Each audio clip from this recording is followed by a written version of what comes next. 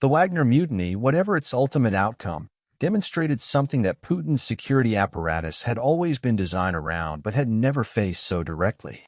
That the threat was not only external, that the instruments of power could turn, that the men with the guns and the vehicles and the operational capability were not automatically loyal simply because they had been loyal yesterday. The ghost train and the identical aircraft and the biological sample collection and the replicated offices and the body doubles and the 6.5-ton rolling fortress are not the responses of a man who is afraid of a foreign sniper.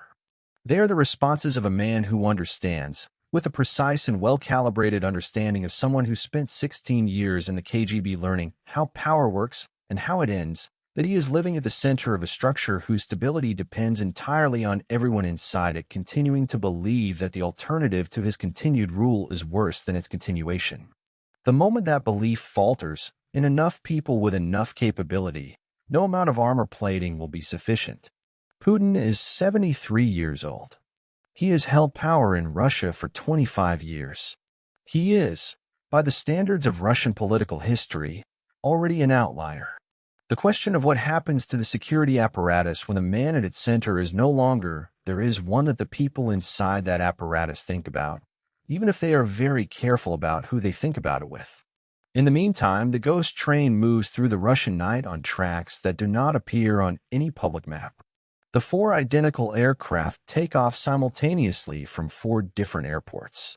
The biological samples are sealed in their container and loaded onto the return flight. And the 6.5-ton car moves through the streets of wherever he has chosen to be today, surrounded by men who retired from the protection service at 35 because anything older than that is considered a risk, toward a destination that almost nobody knows. The most powerful man in Russia is also, in a very specific and revealing sense, its most frightened. And the machine that surrounds him is the most expensive and most elaborate expression of that fear in the modern world. Leave a comment below. Tell me what detail in this story you found most extraordinary. Tell me what you think it reveals about the man at the center of it. And tell me this, does a security apparatus this elaborate make you feel that the person inside it is powerful? Or does it make you feel that the person inside it knows something about the fragility of their position that the rest of us are not supposed to understand? Subscribe right now so you never miss the next story. Because power is always more interesting from the inside than it looks from the outside. And this channel goes inside. If he needs to travel across Russia without leaving a trace on any flight radar system, a 22-car armored train that looks, from the outside, like an ordinary freight or passenger service is waiting on a set of tracks that do not appear on any publicly available railway map. His bodily waste, every piece of it, is collected by a dedicated team, placed in a specially sealed container, and flown back to Moscow on a separate aircraft so that no foreign intelligence service can analyze it for information about the state of his health. This is not the security apparatus of a man who is comfortable. This is the security apparatus of a man who has spent 25 years at the center of a power structure built on fear and who understands, with the specific and well-founded clarity of someone trained in intelligence work, exactly what the people who want to remove him from that position are capable of. His name is Vladimir Putin. He has been the effective ruler of Russia since the last day of 1999. And the machinery that surrounds him to keep him alive and in power is one of the most elaborate, most expensive, and most psychologically revealing security operations in the modern world. This is the complete inside story of how the most protected man on Earth moves, travels, sleeps, eats, and survives, and what it tells us about the mind of the man at the center of it. To understand Putin's security apparatus in 2026, you need to understand where it comes from. Because this is not a system that was designed by committee. It is a system that was shaped by one man's specific fears, one man's specific history, and one man's specific understanding of how power works and how it ends. Vladimir Putin was born in Leningrad in 1952 and joined the KGB in 1975 after completing his law degree. He served as a foreign intelligence officer for 16 years, including a posting to East Germany in the 1980s where he ran intelligence operations in the final years of the Cold War. When the Soviet Union collapsed in 1991 and the KGB was formally dissolved, Putin returned to Russia and entered politics in St. Petersburg before being brought to Moscow by Boris Yeltsin's administration in 1998. He was appointed director of the FSB, the domestic successor to the KGB, in 1998 and became prime minister in 1999. On December 31st, 1999, Yeltsin resigned and Putin became acting president. In the quarter century since that New Year's Eve, Putin has watched what happens to leaders who lose power. He watched Yeltsin, his own patron, spend his final years in a state of political irrelevance and physical deterioration. He watched Muammar Gaddafi, who had been a functioning if erratic partner in the international system, end his life in a drainage ditch. He watched Saddam Hussein, another strong man who had once commanded a state security apparatus of his own, pulled from a hole in the ground and handed to a court that sentenced him to death. He watched what happened in Georgia, in Ukraine, in Belarus, in countries across the former Soviet sphere, when leaders lost the confidence of the population or the backing of the security services and found that the mechanisms of power they had built could be turned against them in hours. The security apparatus surrounding Putin is, in this context, not paranoia in the clinical sense. It is a rational response to a rational assessment of what power looks like and what happens when it ends. The men who trained him in the KGB taught him that information is a weapon, that physical vulnerability is an invitation, and that the moment a leader allows his location, his health, his routines, and his movements to become predictable, he has handed his enemies the first element of every plan they might make against him. He learned those lessons. He has not forgotten them. The organization responsible for Putin's physical security is the Federal Protective Service, known in Russian as the FSO. It is not the same organization as the FSB, which handles domestic intelligence, or the SVR, which handles foreign intelligence. The FSO exists for a single purpose. It protects the Russian state's most senior figures, with Putin as its primary and consuming responsibility. The FSO has somewhere between 50,000 and 100,000 personnel, depending on which estimates you believe, making it one of the largest presidential protection services in the world by a significant margin. Its budget is classified. Its command structure reports directly to Putin. Its director has the same formal status as the heads of the FSB and the SVR. The men who form Putin's immediate personal protection detail, the ones who are physically closest to him at all times, are selected through a process of extraordinary rigor. They must meet strict physical requirements for height, weight, and fitness. They undergo background investigations that extend to every member of their immediate family. They are trained in close protection techniques, emergency medicine, weapons handling, counter-surveillance, and the specific choreography of moving a high-value principle through unpredictable environments without creating vulnerability. And they retire at 35, a deliberate policy that ensures the detail is always staffed by men at the absolute peak of their physical capability. Before any international trip, the members of Putin's personal detail undergo a 2-week quarantine.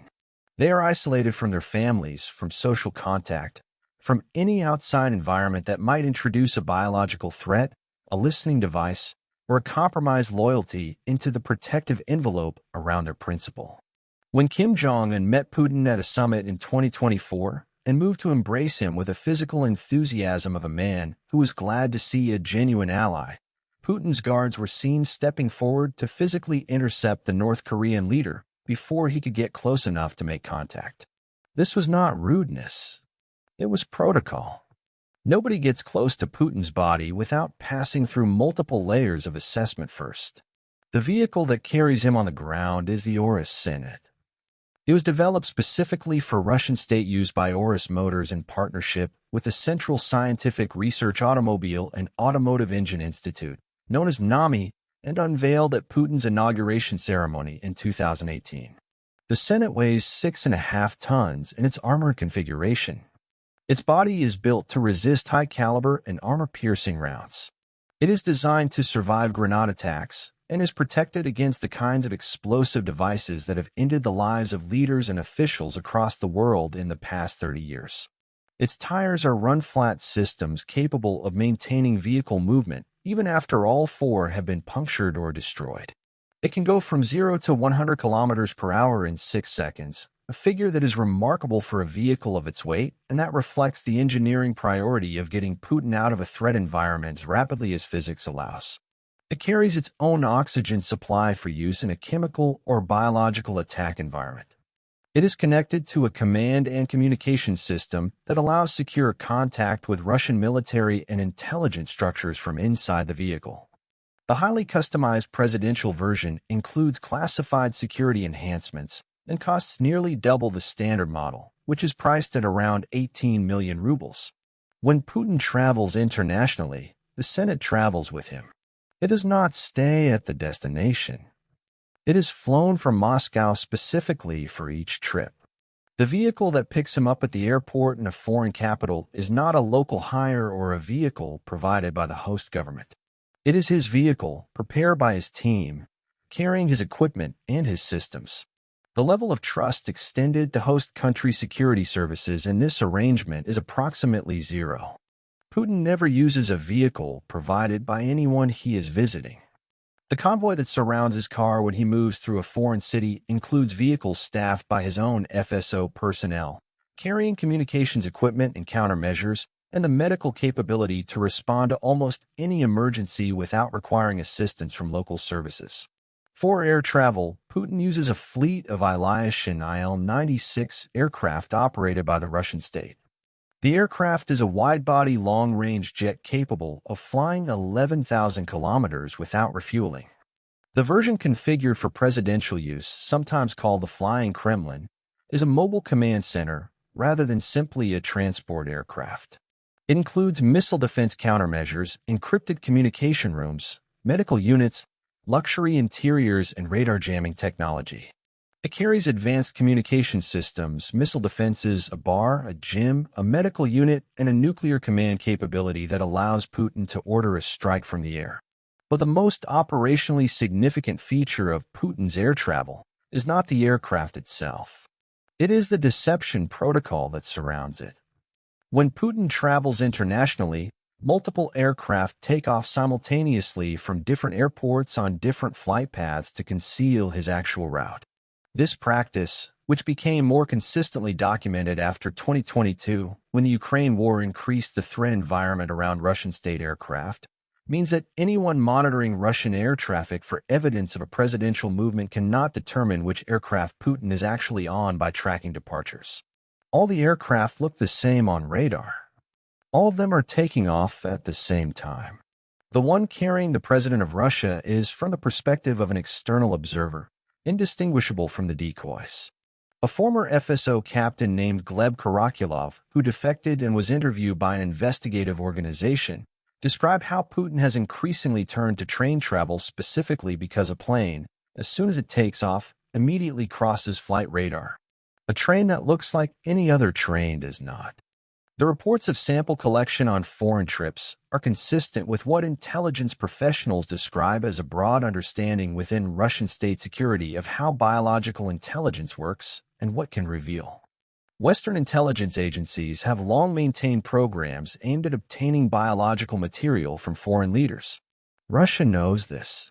The suitcase protocol, as it is sometimes called in press coverage, is the answer to that knowledge. The psychological dimension of Putin's security apparatus is, in many ways, the most revealing part of the story.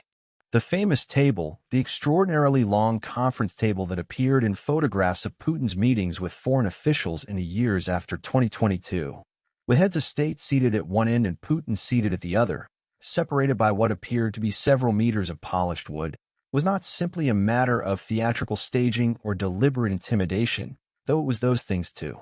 It was, according to reports from officials who have met him, partly a genuine social distancing measure. The COVID-19 pandemic had reinforced within Putin's security apparatus an existing tendency toward physical separation from anyone who had not been fully vetted and prepared in advance. French President Emmanuel Macron, who met Putin at that table in February 2022 in the days before the invasion of Ukraine, declined to provide a Russian COVID test on the advice of his own security services, who told him that a Russian nasal swab would give the Kremlin access to his DNA. The French brought their own tests. When Putin's team insisted on a Russian test as the condition for sitting within normal conversational distance, the French declined and Macron ended up at the far end of the table. The paranoia, if that is the right word for it, extends to the people immediately around Putin as well. In 2022, the head of the FSB's Foreign Intelligence Department, Sergei Beseda, was reportedly arrested and placed under house arrest following failures in the early weeks of the Ukraine war. The head of the Fifth Service of the FSB was reportedly detained at the same time. The message sent by those arrests was not simply about accountability for professional failure. It was about the specific danger that loyalty misplaced or confidence abused represents to a man whose entire position depends on the reliability of the apparatus that surrounds him. What Putin fears most is not a foreign assassin. It is what every leader who has built a security state has always feared most: the person inside the apparatus. The man with authorized access who decides, for whatever reason, that the calculation has changed. The Praetorian Guard that turns. The close advisor who opens a door that should have stayed locked. This fear is not irrational. It is historically well-grounded. The leaders who have fallen in the modern era have not usually been removed by external force. They have been removed by people who were supposed to protect them. By internal coups, by security services that switch sides, by advisors who decided that the cost of continued loyalty was higher than the cost of betrayal. In June 2023, the Wagner Group, a private military organization that had been one of the most important instruments of Russian military power, turned its forces around and began moving toward Moscow.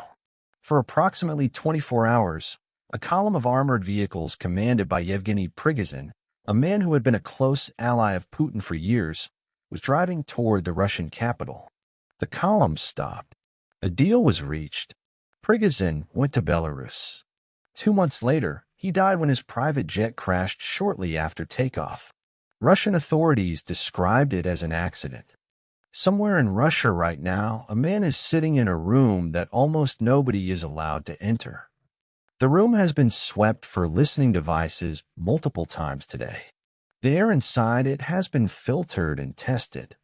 The food served in it has been prepared by a chef whose entire professional life is dedicated to a single client, whose ingredients are sourced from a private farm whose output goes nowhere else, and whose finished dishes are tested by a dedicated team before they reach the table.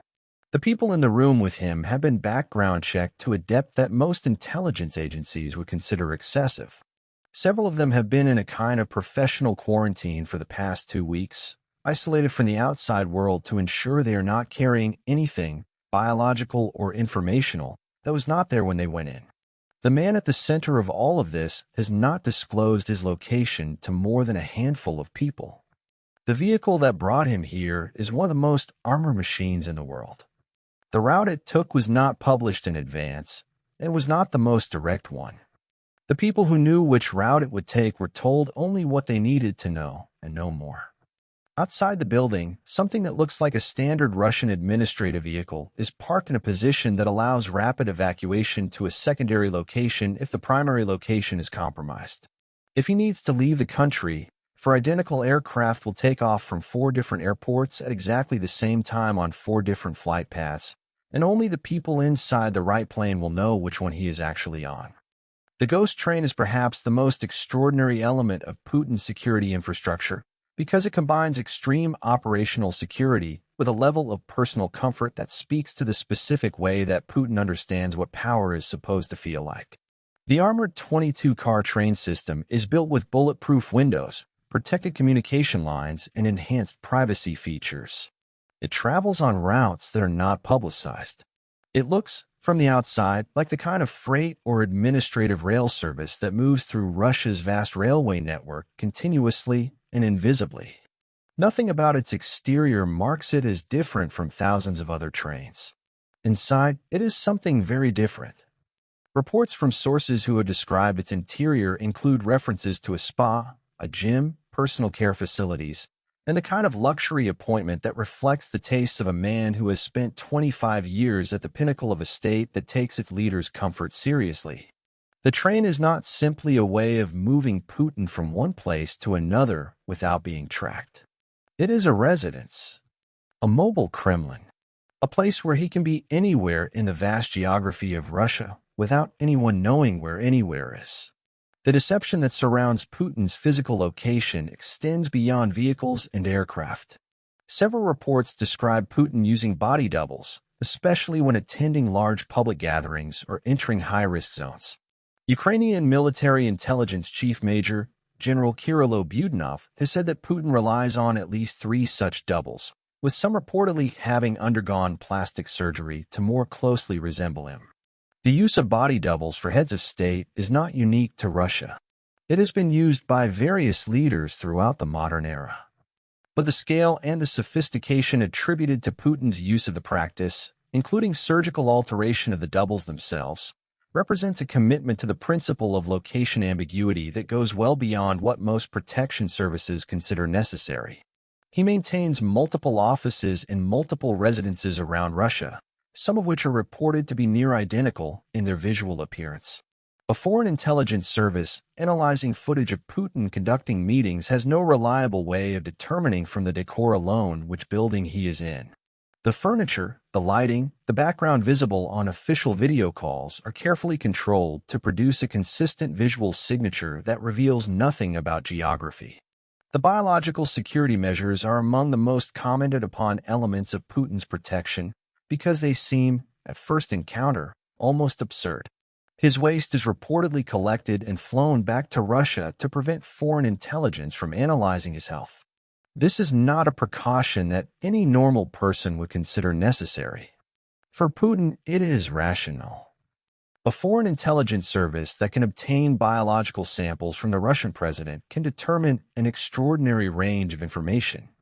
His current state of health, the presence or absence of specific medical conditions, what medications he is taking, whether the public image of a vigorous and healthy leader matches the private biological reality of a man who is 73 years old and has been under the specific physical and psychological pressures of his position for a quarter century.